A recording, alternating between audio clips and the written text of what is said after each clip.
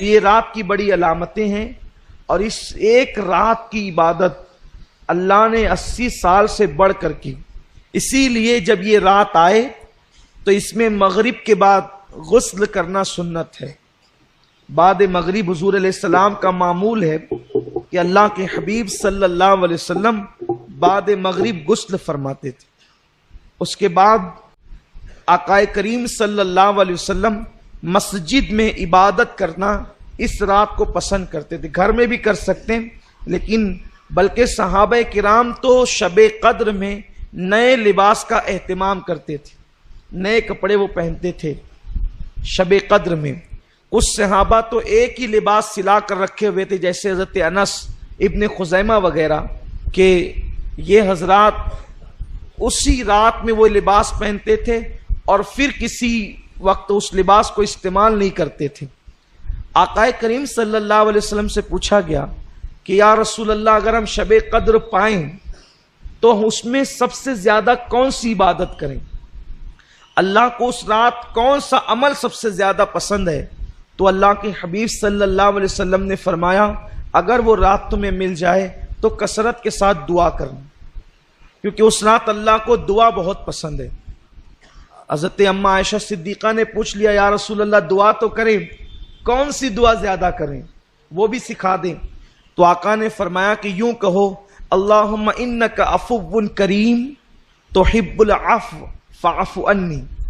اللہ تو عفو ہے، تجھے معاف کرنا بہت پسند ہے، سو تو ہمیں معاف فرما دے۔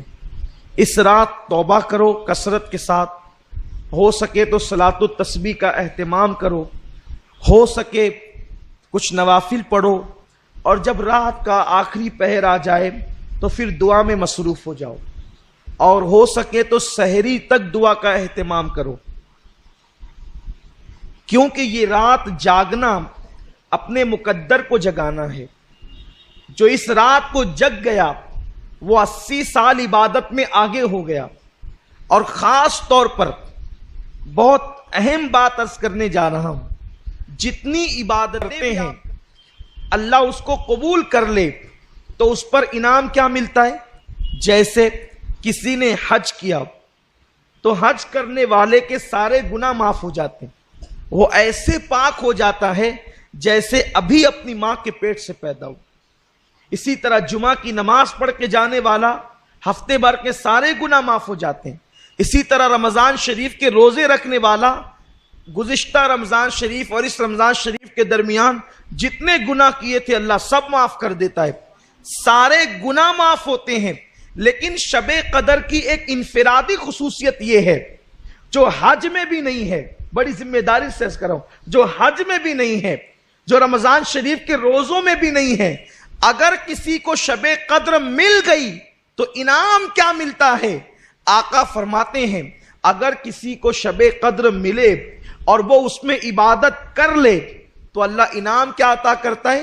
جتنے گناہ کیا ہے وہ بھی معاف کر دیتا ہے، اور جو ابھی کیا نہیں ہے کرنے والا ہے اللہ اس کو پیشگی معاف فرما دیتا ہے۔ یہ کتنا بڑا کرم ہے۔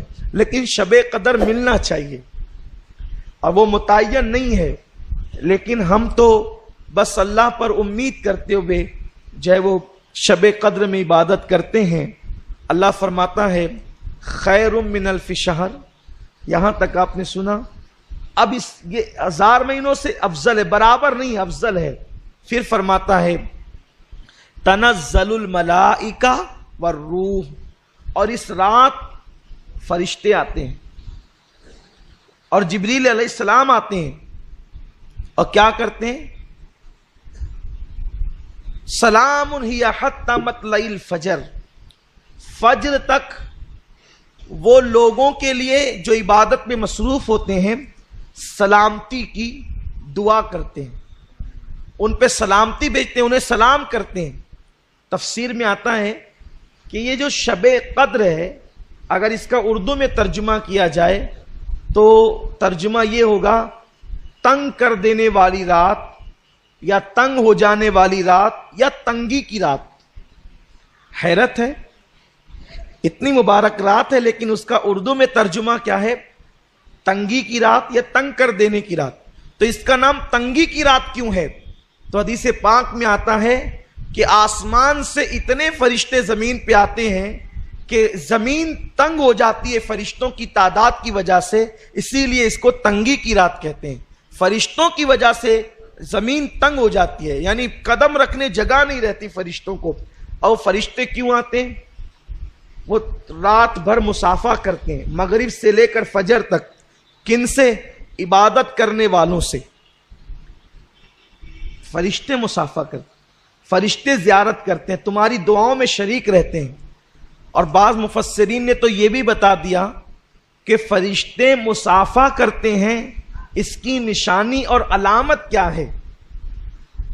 فرماتے ہیں اگر شب قدر میں عبادت کرتے ہوئے تمہاری آنکھوں سے آنسو جاری ہو جائے، یا بدن پر خوف کی کیفیت طاری ہو جائے، یا عبادت میں کیف و سرور ملنے لگے، تو سمجھ جاؤ کہ اب وہ وقت آ گیا ہے کہ فرشتے تم سے مسافہ کر رہے ہیں، جبریل امین تم سے مسافہ کر رہے ہیں۔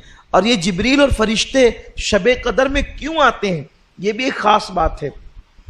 حدیث پاک میں آتا ہے کہ فرشتے اور جبریل پورا سال بھر اللہ سے دعا کرتے ہیں، اے اللہ مولا ہمیں زمین پہ جانے دے اور ہمیں ان لوگوں کی زیارت کرنے دے جو ہم سے بہتر عبادت کرنے والے ہیں، ہم سے اچھی عبادت کرنے والے ہیں۔ حیرت ہے، فرشتے آخر ہم ان سے بہتر عبادت زمین پہ کون کر سکتا ہے؟ تو فرمایا گیا ہم کچھ ایسی عبادتیں کرتے ہیں جو فرشتوں کے بس میں نہیں ہے۔ وہ عبادتیں کیا ہے؟ وہ عبادت ہے رشتہ داروں کے ساتھ صلہ رحمی کرنا، محتاجوں کی مدد کرنا، صدقہ دینا، بیماروں کی عیادت کرنا۔